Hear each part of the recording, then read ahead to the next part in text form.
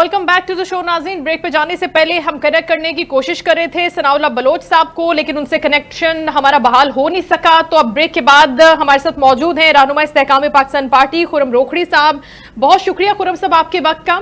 इस अहम मौजू पर हम गुफ्तगू करें जिसका इंट्रो मैंने मुकम्मल कर लिया है, जिसमें आज जो इजलास हुआ है कौमी सलामती का, उसमें हमने बात की है कि पाकिस्तान तहरीक इंसाफ इस अहम कौमी मसले के ऊपर, इस अहम एजेंडे के ऊपर, जिससे ऊपर कोई चीज नहीं होनी चाहिए, ये सबसे टॉप मोस्ट प्रायोरिटी की चीज है। आज भी अगर गैर हाजिर हैं तो राजा आसिफ साहब ने वो तो बिल्कुल ठीक कहा है ना कि ऑपोजिशन ने आज भी रियासत की बजाय फिर सिर्फ एक शख्स को तरजीह दी है। फिर ये किस तरह कहते हैं कि हम पैट्रियोटिक हैं, मुहिब्बे वतन हैं और हम चाहते हैं कि हम रियासत के लिए काम करें। देखिए, सबसे पहली चीज ये है कि कल रात तक ये तमाम मुत्तफिक थे कि ज्वाइन करेंगे सेशन को। अच्छा, इन्होंने 14 आदमी सेलेक्ट किए और बाज़ाब्ता तौर पर इन्होंने स्पीकर कौमी असेंबली को जाकर उनके नाम दे दिए कि बैठेंगे इन सेशन में। अब रात को 11-12 बजे तो इनको जेल से कोई इंस्ट्रक्शन आने से नहीं। हमारा तो कहना यह है कि इनको इंस्ट्रक्शन वहीं से आती हैं जहां से जेल को इंस्ट्रक्शन आती हैं, और इसको ट्रेस किया जाए कि अमेरिका से जिब्रान इलियास या उनकी सूरत में किस आदमी ने और किन लोगों ने इनको कहा कि आप नहीं बैठेंगे। अच्छा, और क्यों नहीं बैठेंगे। और इनकी पार्टी की उन 14 आदमियों की, जो इनकी CCOs की, जो इनकी मुशावरती कमेटी थी उसकी, कल इन्होंने 3 सेशन किए। क्यों ये इतने मजबूर हैं और किसके हाथ में मजबूर हैं कि उन्होंने तमाम वो रद्दी की टोकरी में फेंके और सुबह के टाइम पे, बल्कि रात को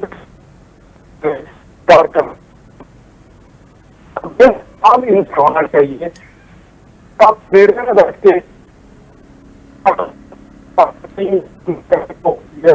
जो कल तमाम चीजें इत्तेफाक किया,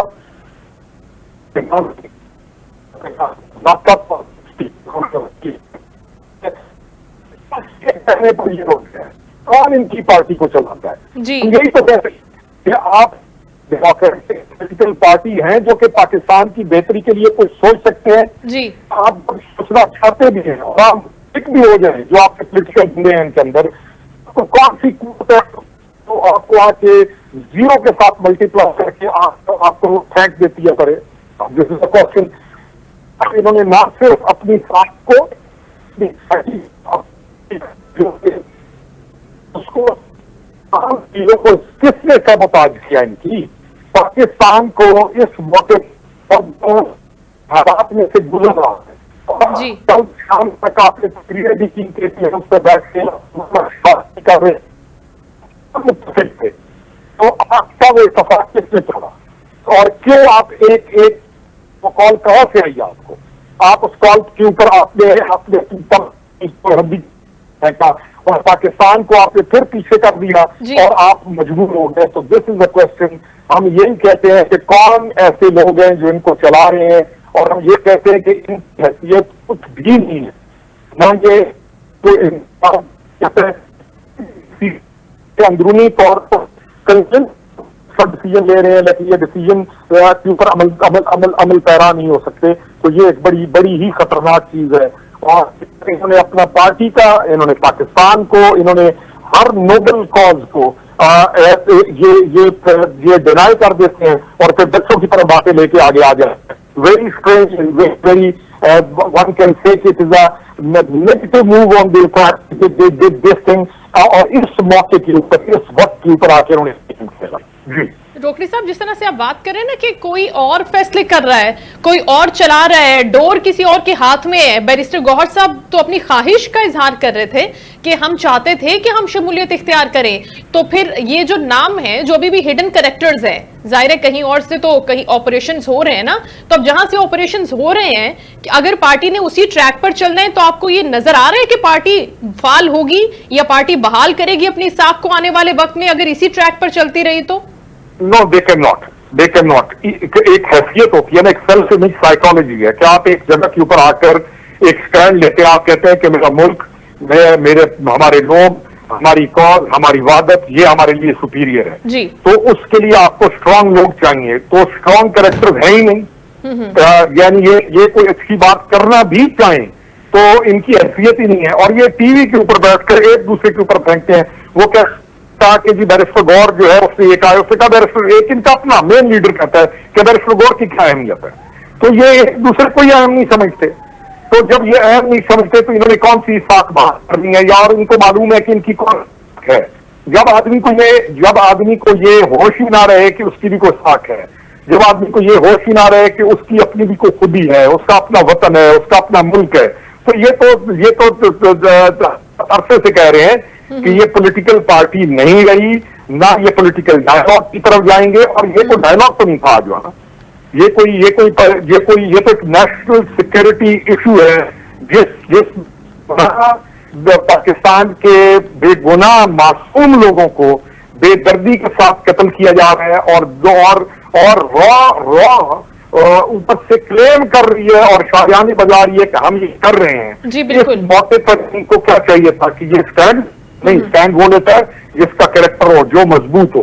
तो ये पॉलिटिकल पार्टी को क्या हम क्या पॉलिटिकल पार्टी है जिसके अंदर अपनी हैसियत ही नहीं कि जहां पे ये पार्लियामेंटेरियन या पॉलिटिकल पार्टी के चेयरमैन या सेक्रेटरी जनरल ये बैठकर कोई डिसीजन ले और फिर उसको ऑफिशियल कर दें और ऑफिशियल सबमिट कर दें जाकर के हमारी ये 14 बंदे आपकी इस कल के में शरीक होंगे, और सुबह के वक्त ये मुकर जाएं। बच्चे भी ऐसा नहीं करते बिल्कुल। और बहुत ही जी ये खोर साहब, एक तो नॉन सीरियसनेस का एलिमेंट है बहुत ज्यादा कि आप एक इतने सेंसिटिव इशू को लेकर भी अगर सीरियस नहीं हो पाए, यूनिटी नहीं हो पाई, डिसीजन मेकिंग नहीं हो पाई, तो ये बहुत बड़े फ्लॉज को जाहिर करती है विद इन दी पार्टी। लेकिन दूसरी जानिब अगर हम देखें कि चीफ ऑफ आर्मी स्टाफ ने जो एक बड़ा अहम स्टेटमेंट दिया है इनके हवाले से कि मुल्क की सलामती से ऊपर कोई एजेंडा नहीं है, कोई तहरीक नहीं है, कोई शख्सियत नहीं है, इससे आप क्या अखज़ करते हैं?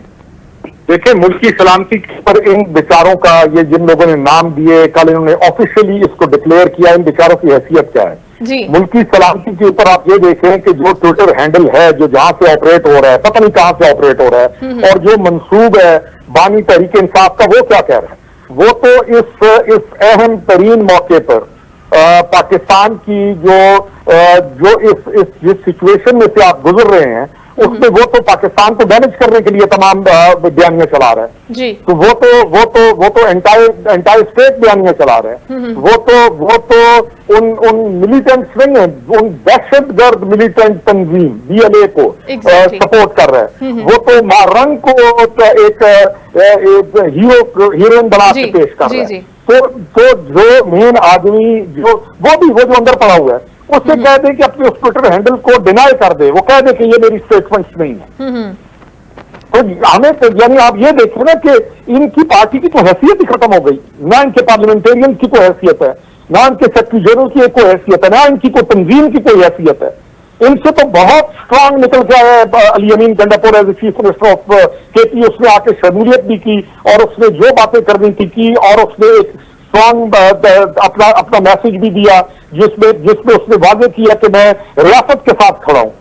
तो और अब उसको भी ये डिसोन करेंगे, या मेरे याद रखिएगा, क्योंकि उसने कहा कि मैं रियासत के साथ खड़ा हूं, तो अब उसको भी ये डिसोन करेंगे। और उसको भी क्यों? क्योंकि ये रियासत के साथ नहीं खड़े, चाहे चाहते भी हैं। अच्छी बात है ना, अच्छी बात है ना कि एक लाइन तो ड्रॉ हो जाएगी ना एटलीस्ट। हम जिस चीज की बात करते हैं कि चीजें गड़बड़ है, कंफ्यूजन का शिकार है, तो लाइन ड्रॉ है जी, लाइन ड्रॉ है, रंग जो है सामने। अब हमें और आपको तो नजर आ रहा है, लेकिन अगर मैंने अभी किसी PTA के अपने प्यारे मेहमान को बुला लिया तो वो इस चीज को मानने पे राजी नहीं होंगे किसी सूरत भी।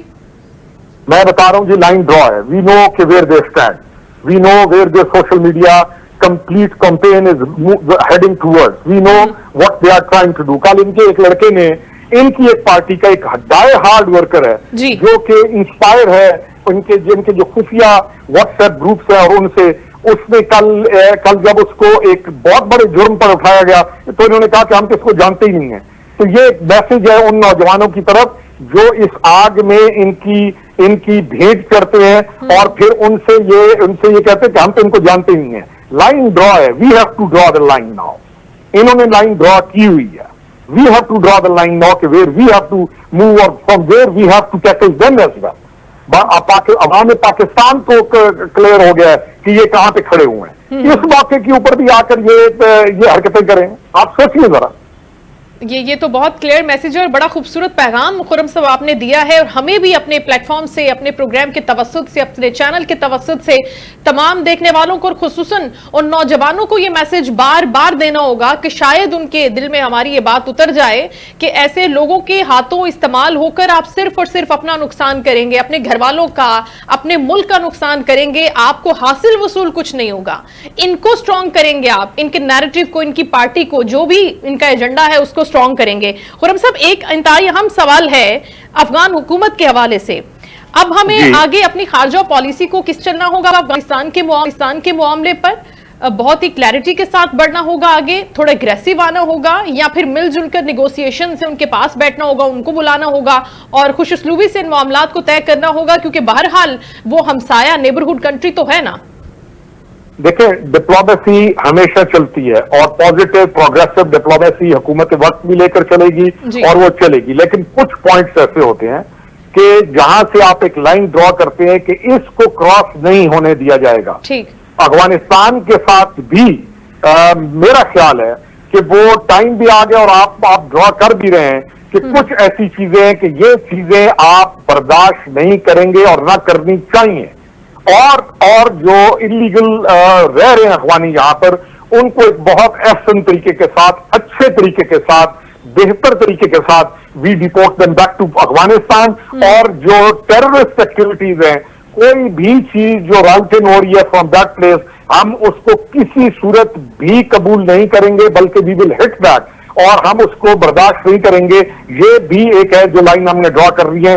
बाकी डिप्लोमेसी चलती रहती है, लेकिन कुछ जगह ऐसी होती हैं जहां पर आप आके एक लगा देते हैं कि इस लाइन को हम क्रॉस नहीं होने देंगे। तो जिस दिन मेरे ख्याल में वी हैव डन दैट, और हमें ये करना चाहिए और हम ये कर रहे हैं, तो चीजें ऑटोमेटिकली जो नॉर्मलाइज होंगी, जो आदतें बनी होती है ना, कुछ आदतें डेवलप हो जाती हैं over a period of time, कि एक आदमी की आदत बन गई, एक ग्रुप की आदत बन गई, एक हमसाई की आदत बन गई कि you take few things for granted और आप चल रही होती हैं। I think that's call it a day now, और उन चीजों को खत्म करना जरूरी है।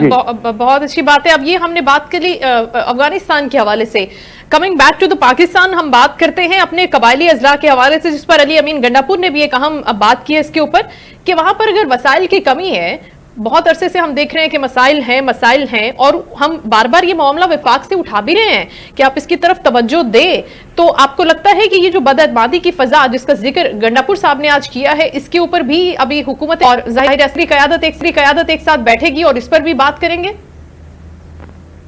देखिए, जो हमारा कबायली इलाका है ना, वो बड़ा फर्टाइल इलाका है, और जब जिंदगियों की आप बात करती हैं तो वहां पर मामलात ऐसे नहीं है कि कोई गुर्बत या कोई बहुत सारे इश्यूज हैं। हम चीजों को फेस कर रहे हैं। हमारा जो ट्राइबल एरिया है और डाउन टिल अभी जो सेमी ट्राइबल एरिया भी, या जो एफआर इलाके वहां पर भी जो क्रिमिनल एलिमेंट्स हैं और जो दहशतगर्दों की तंजीमें हैं, उनका खात्मे के लिए, तो अब वो जो ट्राइबल लोग हैं या हमारा जो वो लोग हैं, वो भी आपके बहुत वो भी चाहते हैं कि ये फितने खत्म हो। हमें अपने लोगों को प्रायोरिटी देनी है और हम देंगे। हमें अपने लोगों को अहम समझना, वो अहम है, और हमने उनकी बेटर लाइफ, उनकी क्वालिटी ऑफ लाइफ को इंप्रूव करने के लिए हमारे जो कस्टम ट्रेडिशन, जो हमारा एक कल्चर है, हम उसको हम बाइज्जत तरीके के साथ फौकियत देते हुए जब हम आगे बढ़ेंगे तो हमारे लिए रास्ता आसान हो जाएगा। और उन मिजाज शनासी के साथ अपने लोग, अभी तो केपी आपके साथ खड़ा हुआ है, इस मेहनत से निकलने के लिए केपी के लोग आपके साथ खड़े हुए हैं। तो ये अब जिम्मेदारी है केपी गवर्नमेंट के ऊपर के वो संजीदगी की रविश इख्तियार करते हुए वो जो है पैसा कमाना है, पैसे की जिंदगी से निकलकर अपने मुल्क के जिस दिन उन्होंने सोचा शुरू कर दी गवर्नमेंट ने, अपने लोगों के लिए, अपने मुल्क के हफ्ते के अंदर तब्दीली आएगी, और यही उनके पास एक रास्ता है। और उनको ये सोच लेना चाहिए कि बस हो गया जी, अपने हमारा घर है, ये जो हमारी शान शौक, ये जो हमारी चीज वतन को की जाएगी, ये है स्ट्रॉन्ग सिंपल जिस पर हम सारे इकट्ठे हैं, वहां जो अलाकार बनता है उसको हम डील करें, जो अलाकार बनता है पाकिस्तान को डैमेज करने के लिए उसको सॉर्ट आउट किया जाए, उसका इलाज किया जाए, पॉलिटिकल इलाज भी किया जाए, दूसरा इलाज भी। तो मेरे ख्याल में we have to move toward that direction और हमें स्ट्रॉन्ग डिसीजन लेने होंगे जो नजर आ रहे हैं कि आप ले रहे हैं। जी बहुत शुक्रिया खुर्रम रोखड़ी साहब, आपके बहुत शॉर्ट नोटिस पे आप हमारे शो में शिरकत कर रहे थे। आपने बहुत इंपॉर्टेंट गुफ्तगू की आज के मौजू के हवाले से कि अब वक्त आ गया है कि आपको वो फैसले, कड़े फैसले, इंपॉर्टेंट फैसले करने हैं और अपने लोगों को प्रायोरिटी पे रखना है। बलूचिस्तान के अवाम की जहां तक बात करते हैं, उनकी महरूमियों का जिक्र करते हैं, तो अब वक्त आ गया है कि उनके साथ हमने बैठना है, उनके मसाइल को है पूरी इन्हिमाक के साथ, बल्कि उनके मसाइल को हल भी करना है। और उसके बाद हम फॉरेन डिप्लोमेसी की बात करते हुए अगर अफगानिस्तान की बात करते हैं तो वहां पर भी इन चीजों को हमें सॉर्ट करना है, अपनी फॉरेन पॉलिसी को लेकर आगे बढ़ना है और बहुत ही स्ट्रांग फैसले, बहुत ही रैपिडली फैसले करने होंगे। और इसी हवाले से यह अहम कौमी सलामती कमेटी का इजलास भी हुआ है, जिसके हवाले से आज हम अपने शो में बात भी कर रहे थे। शो का वक्त नाज़रीन खत्म हुआ, अपना ख्याल रखिएगा। इंशाल्लाह कल आपसे दोबारा मुलाकात होगी। अल्लाह हाफिज।